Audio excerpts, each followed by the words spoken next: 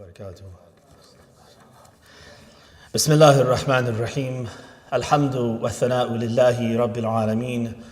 نحمده ونستعينه ونؤمن به ونتوكل عليه ونشهد أن لا إله إلا الله وحده لا شريك له وأن محمدا عبده ورسوله أرسله بالهدى ودين الحق ليظهره على الدين كله ولو كره المشركون. ثم الصلاة والسلام على أشرف الأنبياء محمد وعلى أهل بيته الطيبين الطاهرين صلوات الله محمد. أوصيكم بتقوى الله واتباع أمره. I begin this khutbah as we begin all of our khutbah of Jumu'ah and Eid with a admonition that we foster taqwa within ourselves, fear of God, constant consciousness of Allah's pleasure and displeasure in everything that we do. In several past Jumu'ahs when I had the opportunity to address you all, I talked about clothing, and I'd like to continue that theme. There is a concept in our sunnah that we're called to pay attention to when we're thinking about how we dress. The hadith of Rasulullah sallallahu alaihi wasallam is the following. He says, "Man labisa thawba or libasa shuhratin fi dunya, albasahu Allahu libasa dhullin fil akhirah." If anyone wears what's known as libasu shuhra in the dunya, then Allah on the Day of Judgment will put garments of disgrace on him. So this libasu shuhra is an important concept to understand what it means so that we avoid it when we're dressing ourselves. And it's not limited only to dress, but it extends to other aspects of our life in society. So shuhra, it's a word that comes into Urdu and Farsi as well to mean fame, right? Name and fame for yourself. Someone who's mashhur is somebody who's famous, for instance. Shuhra is fame. In Arabic, it has a slightly different meaning. It has that meaning as well. Sometimes it's used in our fiqh, for instance, for an opinion that is widely held by our fuqaha. We'll say this is the mashhur opinion, as opposed to a anomalous opinion. Somebody has, is kind of out of right field versus the majority of opinions. So we'll say the majority opinion is the mashhur opinion of all of our jurists.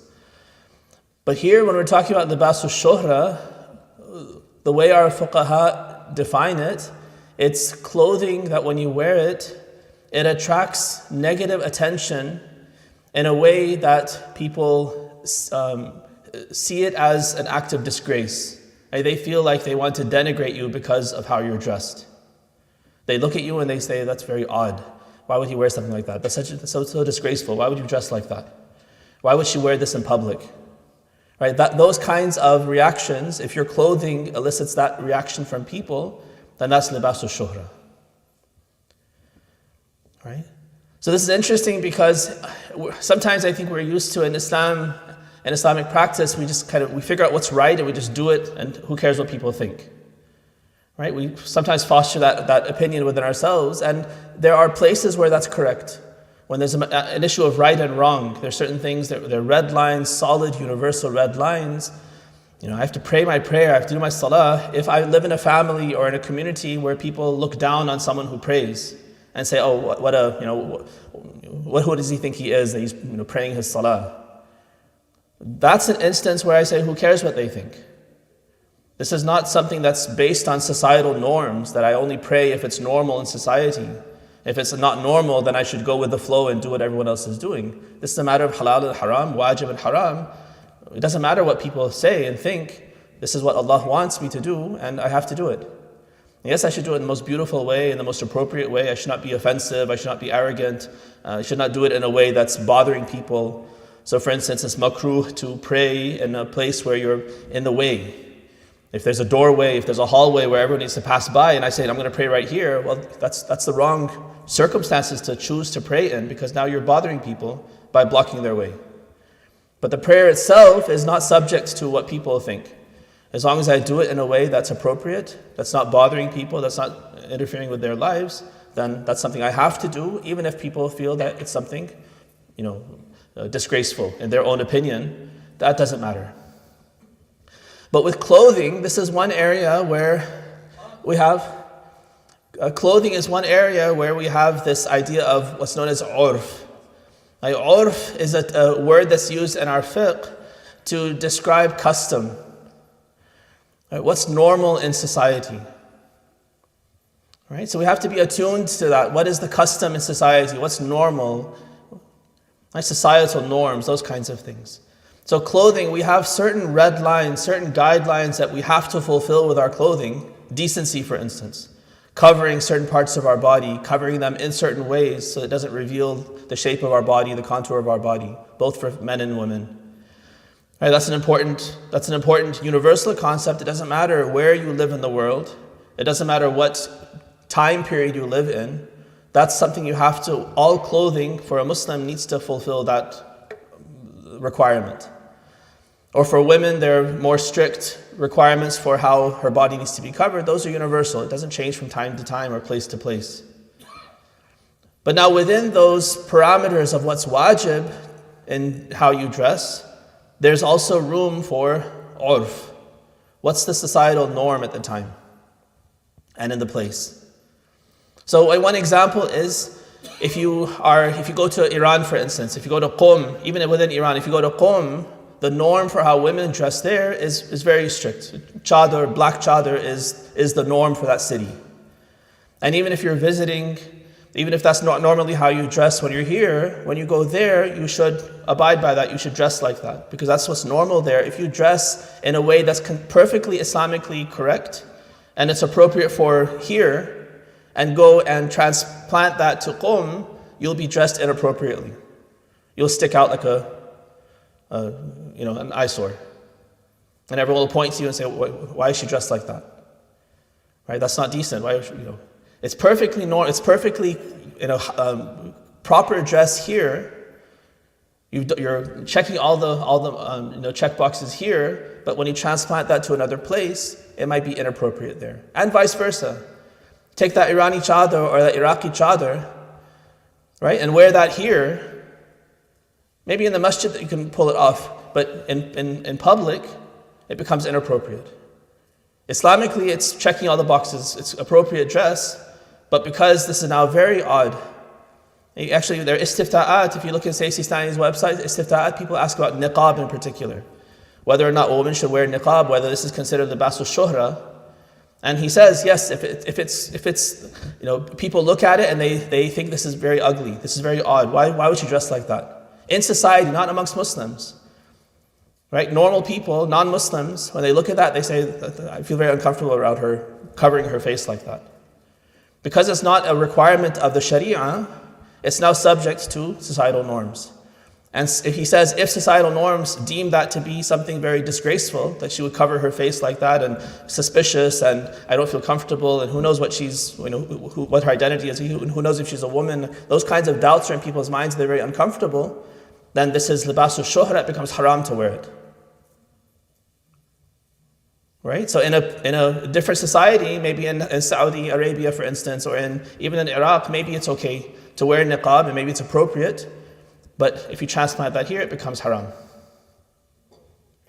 He doesn't say it's haram, but he says if it's considered libasul shuhra, if people look at it and have that reaction, then it becomes haram. He leaves the judgment of making that call up to us. All right. So for those of you who come in late, we're talking about this concept of libasul shuhra. The hadith of Rasulullah is man labisa libasa shuhratin fi dunya albasahu Allahu libasa dhulli or libasa al-madhallati fil akhirah. If you wear what's known as libasul shuhra in the dunya voluntarily, on the day of judgment, Allah will put garments of disgrace on you.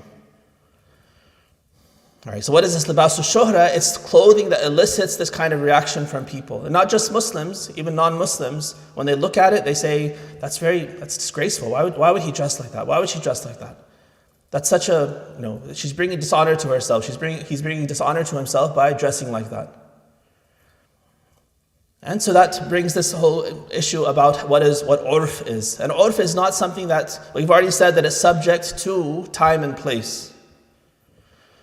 But then it can also be subject, and it is subject to circumstance. So within our city, within this place, within this particular time, We know this, there are different kinds of clothing that are appropriate for different activities of life.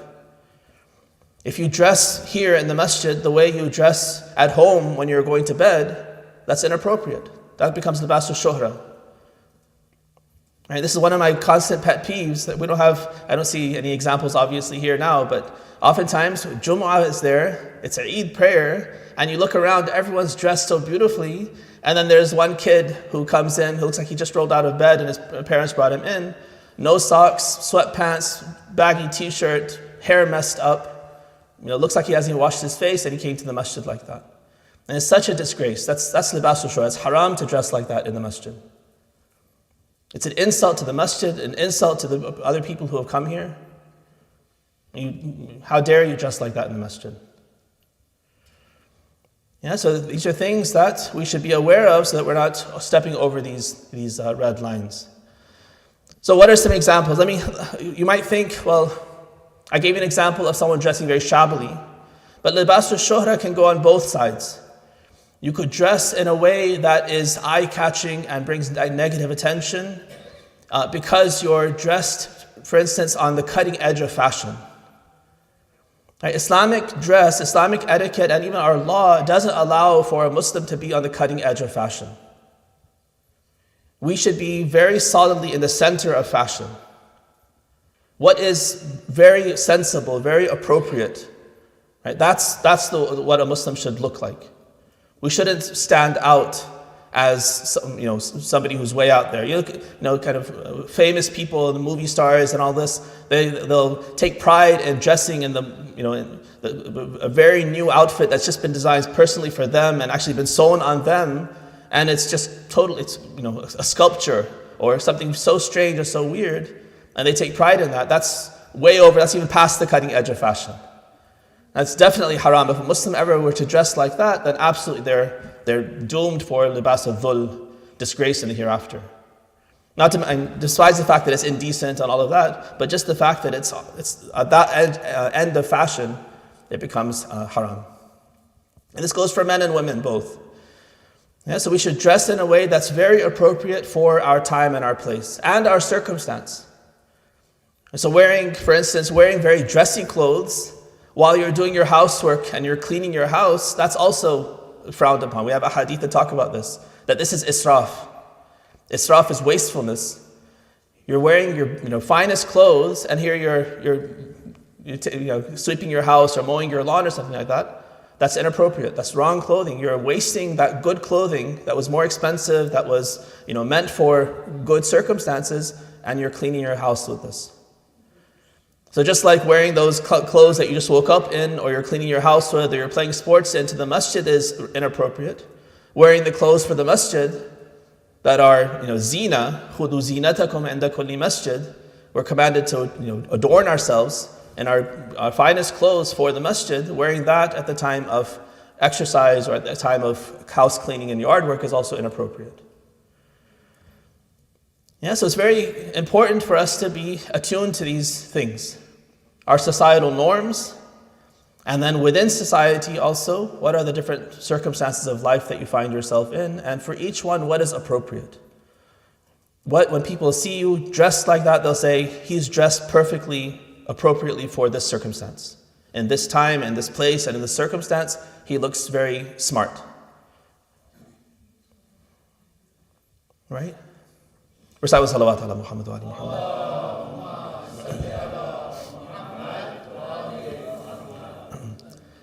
Let me share a few hadith with you, and it gives us a sense of how the Ahlul Bayt used to apply these principles. One hadith is from the 6th Imam Ja'far as-Sadiq alayhi salam.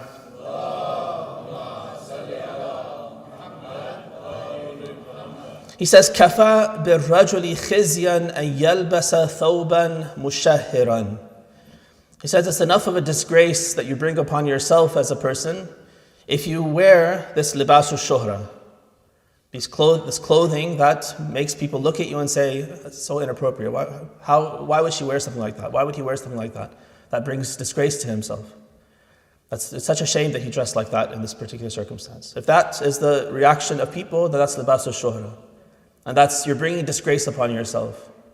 And why is this such a big deal? Because guarding our izzah, our dignity, is an obligation that we have. Inna al-izzata lillahi jami'an, the Quran says. All izzah belongs first and foremost to Allah. Dignity is His attribute. He is Al-Aziz. But then in the surahs that we recite for Jumu'ah, in Surah Al-Munafiqun, in Salat Al-Jumu'ah, in Surah Al-Munafiqun, Allah says, لِلَّهِ الْعِزَّةُ وَلِرَسُولِهِ وَلِلْمُؤْمِنِينَ. Right? So as believers now, we gain izzah through our belief in God. God has izzah, it's His attribute, and then Rasulullah has izzah, and then we as believers also have izzah as a factor of our faith. And that's it. Izzah doesn't belong to anyone else. It belongs to those who believe in God. It's an attribute of God that we're trying to embody. And this izzah that we are given, this is something that we don't have the right to give up. If I have money, it's my right. For instance, I've earned it, it's rightfully mine. I can voluntarily give it up and say, I don't want this money. I want to give it to you as a gift. I want to spend it on this. I want to give it away. I can do that. But with izzah, I can't choose. I'm not allowed to choose and say, I don't want to be dignified. I enjoy being frivolous, being disgraceful. I enjoy acting silly and have everyone make fun of me, be foolish. I can't choose that. I can't choose to be like that. It's haram to disgrace yourself. Right? One dynamic that we sometimes have is, if you've had a change in your life for the better, you lived your life, for instance, away from Islam, away from godliness, and then you had some realization, and now you've become, you're doing your best to try to live a halal life. Sometimes, to motivate other people, we see this. There's a young person who's also in the same situation. They're living in a loose kind of a way, and we want to give them hope. And we say, I also used to be like you. I also used to, be rude to my parents. I also used to indulge in haram. I also used to be very heedless of my Islamic duties. But then something happened, and now, alhamdulillah, I'm on the right path. So there's still hope for you. That's a good message.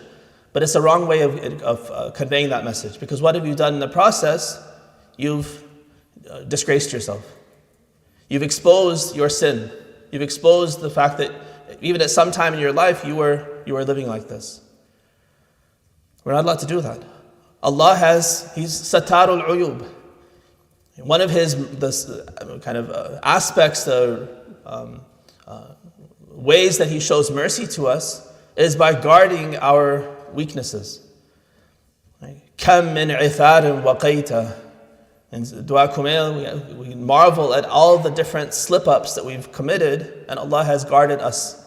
He's protected us. No one saw it. I did this sin, I did this disgraceful thing, and I looked around and nobody saw it. How?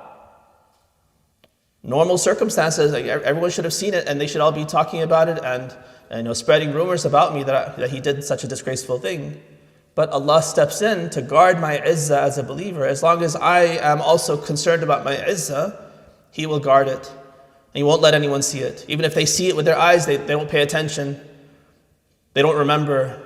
He takes care of it and gives us that bubble of dignity that we can preserve our dignity in.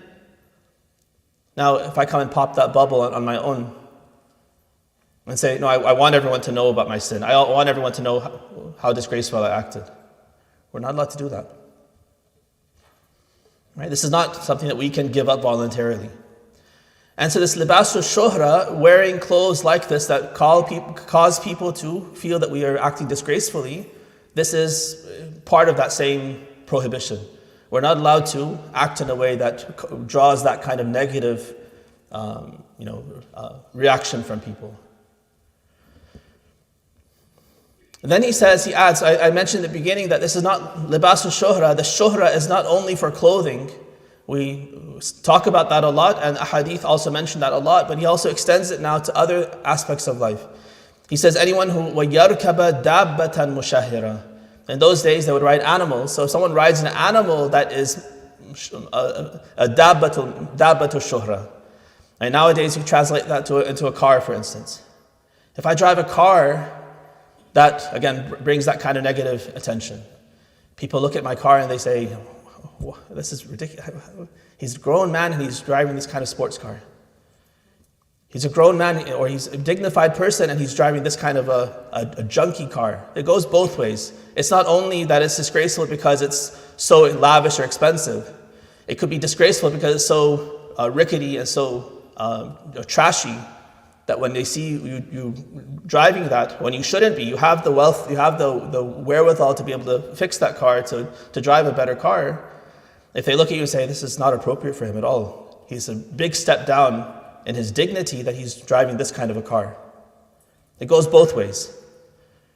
Right? That's now a dabba mushahara, or mushahira, or in this case a sayyara mushahira.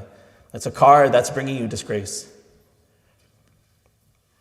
Right? So driving these very fancy, expensive sports cars that everyone points at and says, oh, what a shame that he wasted that much money on that car. Or, he has this kind of dignity, his family's like this, but look at the kind of car he's driving. Like, those kinds of things are also we're required to avoid that, because it's bringing disgrace upon ourselves. Recite salawat ala Muhammad wa alihi.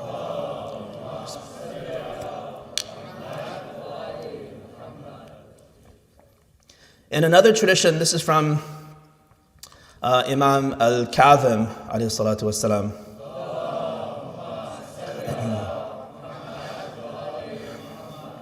لم يكن شيء أبغض إليه من لبس الثوب المشهور وكان يأمر بالثوب الجديد فيغمس في الماء فيلبسه or يغمس في الماء فيلبسه. So Imam Kadhim alayhi salam, the hadith says that he, in his efforts to avoid libasul shuhra, one example that he would try to avoid is even the quality of the clothing. When you buy brand new clothes, it may not be so much over here because sometimes they're pre-washed and they go through things. But like this chicken, Lucknowi chicken, for instance, when you buy it, it's like starch. It's basically like, it's a cardboard that you're wearing. And it's like angles and things like that because they've starched it so heavily. And if you wear that straight out of the packaging, then it looks very odd. Right, and it looks almost like ridiculous that you're wearing something so in that kind of shape. So the Imam, to avoid having anyone point to him and say, "Oh, he's wearing very new clothes," and make any comment about his clothing, so he could blend in perfectly, he would make sure to first wash his clothes, like just wet them, so that very almost like artificial crease, for instance, would be gone, and now it would just look like it was normal. It's a new set of clothes, dignified, all of that, but he didn't want to stand out in any way, where people would point and say, "Oh, he's wearing very new clothes today." Right? So that's also a very normal thing that we might do, but the Imam would avoid that, and he called it even libasul shuhra. We have a lot of these interactions where the Imams would be. We know that there was a very big difference between the economic circumstance of the Prophet and Imam Ali salam and the later Imams. So Imam Sadiq's time, for instance, the quality of life for all people had increased. And the Imams also, like I mentioned, we have to live right in the center of what people are living. The kinds of clothes, the kinds of choices we make, the kind of lifestyle we have should be very appropriate for whatever the circumstances are. And there were these Sufi type people. So Sufyan al-Thawri is one of them. Abbad ibn Kathir al-Basri is another one of them. So a lot of interactions where they would come to the Imam, especially the sixth Imam, and point out that you're dressed very nicely. Your forefather and Ali would never approve of this dress. So Sufyan al-Thawri, for instance, دخل على أبي عبد الله عليه السلام وعليه ثياب جياد. Sufyan al-Thawri comes in the presence of the Imam, the sixth Imam. He's wearing very nice clothes, new clothes. فقال يا أبا عبد الله إن آباءك لم يكونوا يلبسون مثل هذا الثوب. So he points out that your forefathers never wore such fine clothes as you're wearing. فقال له إن آبائي كانوا يلبسون ذاك في زمان مقفر. He says, my forefathers, they dressed the way they dressed in a time when there was widespread poverty. the Muslims were all poor, and they also dressed like the poor in tattered clothes and mended clothes and whatever they had, because that was perfectly appropriate for the time that they lived in. He says, وَهَذَا زَمَانٌ قَدْ أَرْخَتِ الدُّنْيَا غَزَالِيَهَا فَأَحَقُّ أَهْلِهَا بِهَا أَبْرَارُهَا. He says, now we live in a time when the blessings of the dunya have rained down upon us. Now everyone, with these conquests and expansion and all of this that's happened, the wealth of the Muslims has increased, the standard of life has increased across the board. And he says that the one who it's most appropriate for him to take part in the halal of the dunya are the righteous of the dunya. Those who are abrar, those who are righteous, they're the ones who should take advantage of the halal of the dunya. And that's what I'm doing. I'm living in a way that's appropriate, I'm dressed in a way that's perfectly appropriate for my time.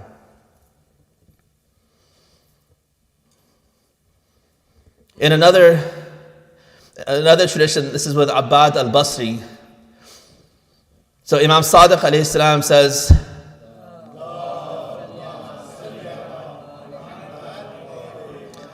Imam Sadiq alayhi salam was doing tawaf, and in the middle of tawaf he gets a tug on his clothing. And when he looks to see who it is, this is Abbad al-Basri, another one of these Sufis, who dresses very poorly, tattered clothes, unkempt, because he wants to look pious. He says, Abbad, he tugs at his clothes and he says, Ya Ja'far ibn Muhammad, talbasu mithla hadha thawb wa anta fil mawdi' alladhi anta fihi min Ali. Abbad says, you dare to wear clothes like this? He calls him Ja'far. And you dare to wear clothes like this, given your connection to Ali? And here I'm dressed more like Ali and I have no connection to him. I'm from Basra. And here you're the descendant of Ali and you're dressed like this? So well. The Imam says, وَيْلَكَ هَذَا ثَوْبٌ قُوهِيٌّ اشْتَرَيْتُهُ بِدِينَارٍ وَكَسْرٍ وَكَانَ عَلِيٌّ فِي زَمَانٍ يَسْتَقِيمُ لَهُ مَا لَبِسَ. He says that this is clothing that I bought. He mentions the price, a dinar and some change, so expensive item of clothing. I bought it with my own money and I'm wearing it. He says Ali lived in a time where people were poor. And he says, لو لبست مثل ذلك اللباس في زماننا هذا لقال الناس هذا مراء مثل عباد. He says, if I were to dress as my forefather Ali dressed in our times now, people would point at me and say, this guy looks like he's showing off the way Abbad does. He's speaking to Abbad. He says, if I dress like Ali dressed now, like you are, because he's taking after Ali in word but not in spirit. He's lost the spirit of why Ali dressed the way he dressed in his time. He transplants that into another time when nobody else is dressed like this, only him. And he thinks he's holy because he's acting like Ali. He's following the sunnah. Missing the whole point that Imam Sadiq is, of course, definitely following the sunnah, but not the word of the sunnah, but the spirit of the sunnah. And the spirit of the sunnah is that clothing changes with time and place and circumstance. And you have to move with that. You have to move with the times. The fiqh says this. And sometimes there's a misunderstanding. People say, oh, Islam has to move with the times and we're outdated and we're looking back to the sunnah and looking back to history and living in the past. We need to move with the times, like update Islam, for instance. That's not what I'm saying. I'm saying Islam itself, the ruling of Islam, the fatwa of Islam, the lifestyle of Islam tells us that with regard to clothing, you need to move with the times. Islam is telling us this. It's not that we're updating Islam. We're just living Islam by dressing differently now than we dressed, our forefathers dressed back in the country that we immigrated from, or 100 years ago in America. If I dress now the way a settler out in the West dressed 100 years ago and say, well, that's not the way my ancestors dressed, so I should dress like that now, that's inappropriate. That's wrong. Right? If I dress now here the way my parents dressed back in a different country in a different time, that's wrong, that's inappropriate. I shouldn't dress like that. Dress appropriately in a way that people look at you and say that's dignified. He looks very good. He's dressed perfectly appropriately for the circumstances, for his social status, for all of these different things. That's the way we should look.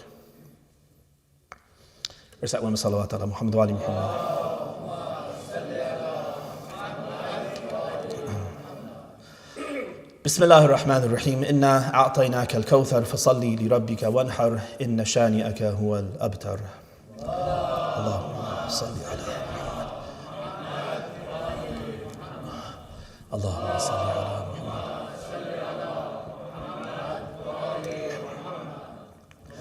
اللهم صل على محمد.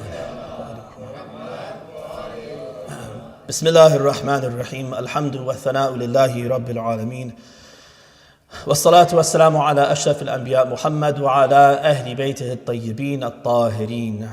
اللهم صل على محمد وآل محمد. اللهم صل وسلم على محمد وعلى علي وعلى فاطمة والحسن والحسين وعلي بن الحسين ومحمد بن علي وجعفر بن محمد وموسى بن جعفر وعلي بن موسى ومحمد بن علي وعلي بن محمد والحسن بن علي والحجة بن الحسن القائم المهدي صلوات الله عليهم أجمعين.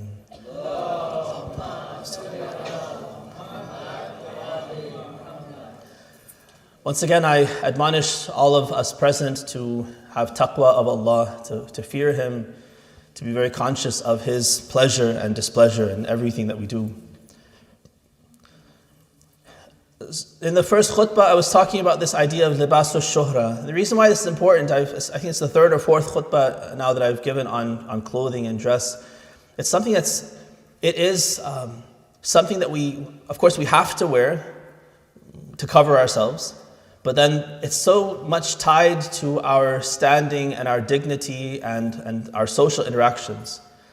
It speaks a lot. We're told, for instance, there's one narration from Aisha that somebody knocked at the door, the Prophet got up to answer the person, and before he went out, he looked into, they didn't have mirrors at the time, but he had a container of water, and so in the reflection he looked at himself, fixed himself, make sure he looks good, and then he went out.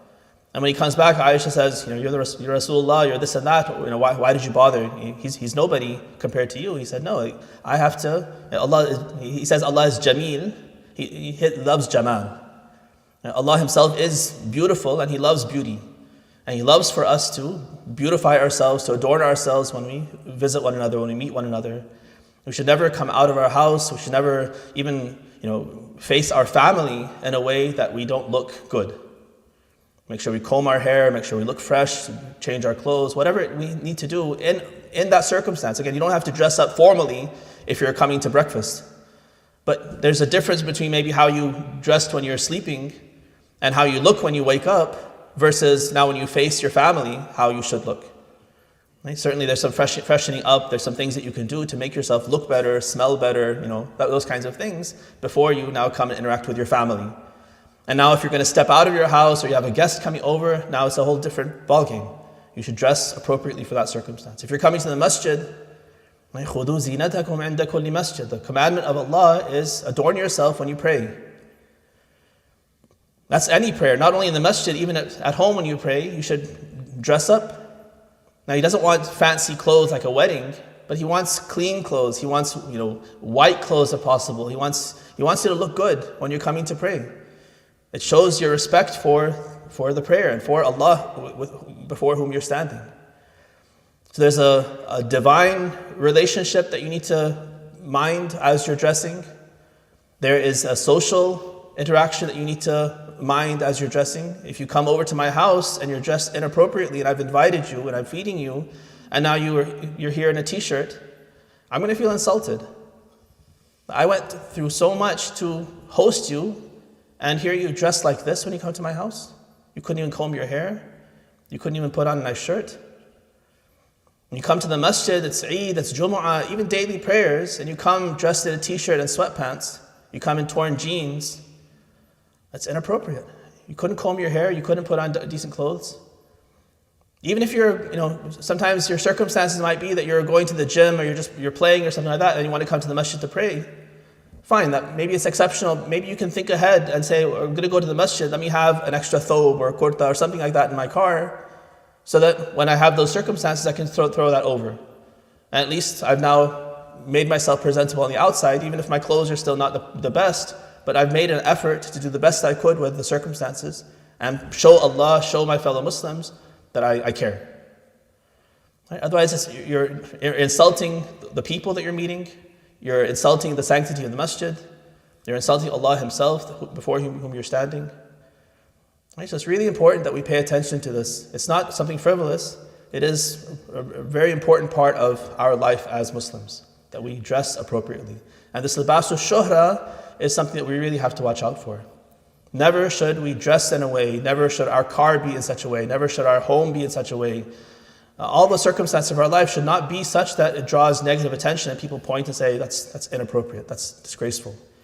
He shouldn't have dressed like that. He shouldn't have a house like that. He shouldn't, or keep his house like that, for instance. I may not have the wealth to have a bigger house or have a better house, but at least with what I have, I can do a lot. I can't fix the features that I'm born with, but I can do a lot by way of cleaning myself, grooming myself, dressing in a certain way, to do the best with whatever Allah has created me with.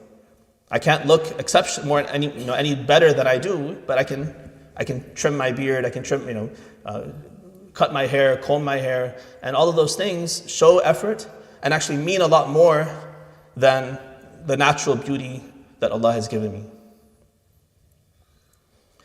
One last announcement also related to clothes. It's something we've said over and over again, but it's a consistent problem. So we have a bad habit in our fashion to wear, for the men, to wear short shirts that only come down to their waist. And then their pants sometimes are low. And so when you're sitting or you go to sajda and julus, you end up invalidating your own prayer because now you're indecently exposing yourself. And then the people behind you, fellow brothers, or even worse, the sisters behind you, they see. It's inappropriate. It invalidates your prayer because now you're exposing your aura. You're not dressed appropriate anymore for prayer. And now the indecency that you're exposing other people to, it's no different from a woman coming in with no hijab, for instance, or dressed up in an indecent way. Just like they have a dress code, we also have a dress code as men, and we have to observe that. So remind each other and make sure that you yourself are taking care. Have a tight belt on, pull your pants up, wear longer shirts. A shirt should not be just barely covering yourself, so if you move this or that, then all of a sudden your midsection is exposed. Longer shirts, tucked in shirts, those kinds of things are appropriate so that we're not exposing ourselves in this way. Bismillahir Rahmanir Rahim. Allahumma ighfir lil mu'minina wal mu'minat wal muslimina wal muslimat al ahya'i minhum wal amwat. تابع اللهم بيننا وبينهم بالخيرات إنك مجيب الدعوات. بسم الله الرحمن الرحيم. والعصر إن الإنسان لفي خسر إلا الذين آمنوا وعملوا الصالحات وتواصوا بالحق وتواصوا بالصبر.